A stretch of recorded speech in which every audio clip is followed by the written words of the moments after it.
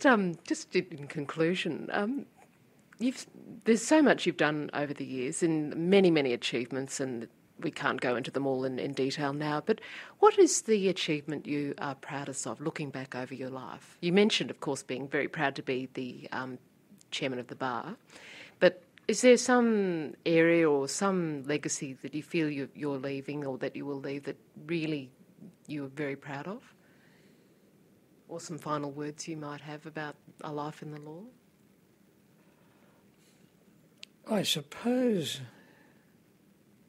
in various ways is that I hope on the bench, particularly, I acquired and exhibited what I would call a degree of humility.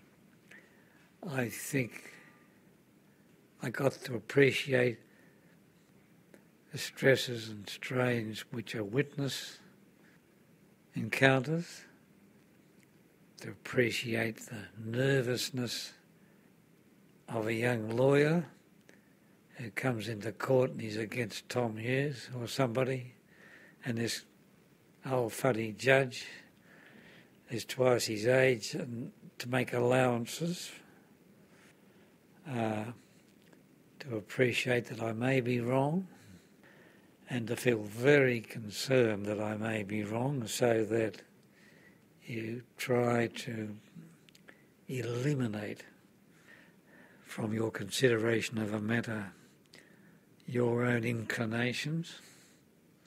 I think that I'd like to think that if I got things wrong, it wasn't for the lack of trying to get them right and trying to be, trying to be open-minded. That's what I think I'd say. I get enough trouble at home, of course, by expressing, rarely being willing to express a view about what I read in the press. I like this fellow, I can't think of even his name, but this politician who's currently under, if I get involved in a conversation, I wouldn't. I'd probably irritate some of my friends by saying, I don't have a view about that. He might be squeaky clean. But cooler heads are probably what we really call for. Yeah, anyway. So, but if that's another, I don't claim to have written brilliant judgments. I don't claim to have not been set aside on appeal, but I would like to think that I can only think of 2 cases where I really got seriously irritated and exhibited in court. One was with a barrister who was irritating beyond belief because was well known, he's not around now. He'd argue the point and you'd say, well, I'm against you on that point, Mr. Jones. And he'd want to argue the point and you'd say, well, Mr. Jones, I've given you my decision, you could take it on appeal if you like. But Your Honour. And that irritated me. And another was, the only other case was where I thought that a council, not a New South Wales council, who had really lost the case at an early level before the case came to me, was trying to re-argue the case, and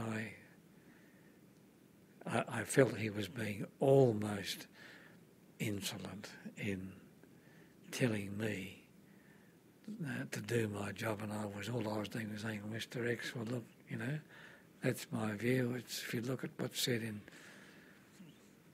the reports on that, and he would.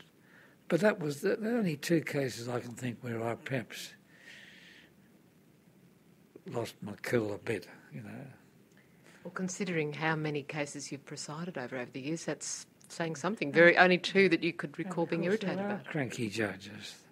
Only yesterday I was talking with a district court judge who was really tearing into another appellate judge on grounds which lots of other people share, that he's difficult and rude and so on. And they're rare, but you can You can kid yourself if you're a judge that you're right and other people shouldn't think you're wrong, but that's my view. I hope I was. Perhaps their experience of the human condition exasperates them. Maybe you've learned to take a more sanguine view? Yeah, I think that's right. Yeah, you've turned. You will find you'll have to moderate your views about your children. You think when they're 16, God, what are they doing this for? And you grind your teeth. But 10 years later, they've matured and you've matured. And maybe that's, in a way, the best thing about a whole life in the law is you've developed a very wide perspective. Yes, I'd like to think that. Another thing, this has nothing to do with this, I do have one strong view, which is probably very unpopular and probably impractical. I do take a strong view about sentencing. I think that most criminals are, in one way or another, hugely disadvantaged in life. They have not any form of insanity, but some mental deficit which doesn't give them the capacity that the rest of us have to make judgments about what's right and wrong. And I think to send people, last night's television, there was a murderer down in Victoria, sentenced for 35 years in jail. He'd murdered his sister and his parents.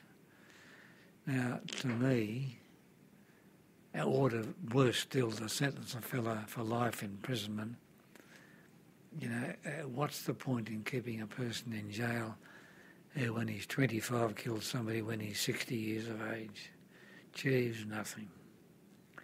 And I'm very forgiving, more forgiving than almost everybody of other people who make terrible mistakes in life, but that's just my attitude. A wise barrister at the Victorian Bar I interviewed who'd been at the bar 50 years, Brian Burke, who's an amnesty-wearing, badge-wearing person. Yeah. He said if people knew what 1 year in jail did to a person, let alone 50, 60 years, he said if they really knew, they would revise their views on sentencing.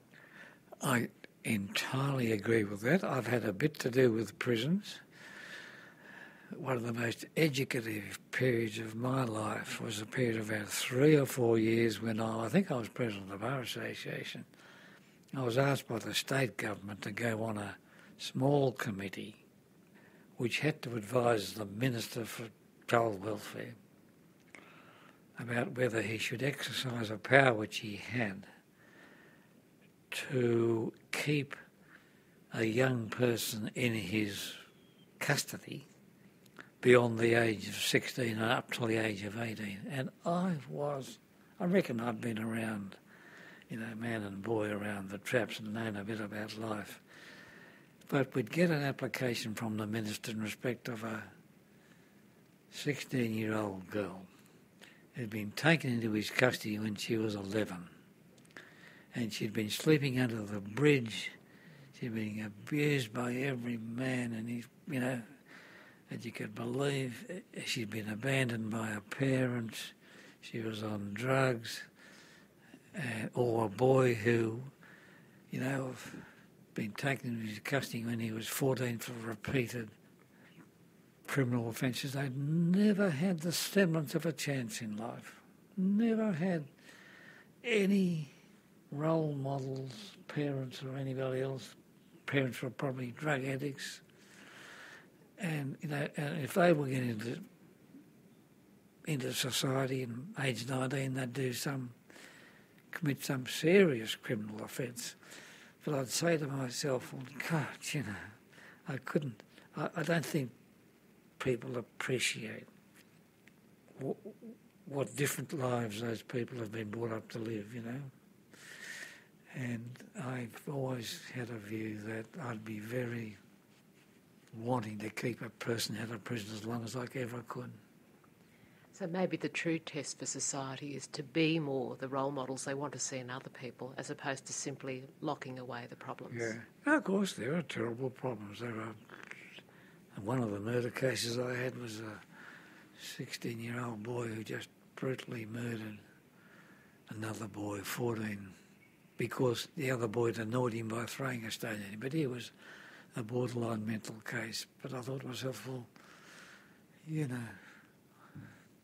what do you do? What you do not do is put that kid in jail for the next 50 years, you know. But the other people would say, oh, well, if you let him out, he might murder somebody else. I know that. Just quickly, have you ever thought of writing a book of your views about the judicial system? I have. I'm lazy, I think. I can't say I have. I think I could tell a few interesting stories, but I don't think anybody think it worthwhile reading.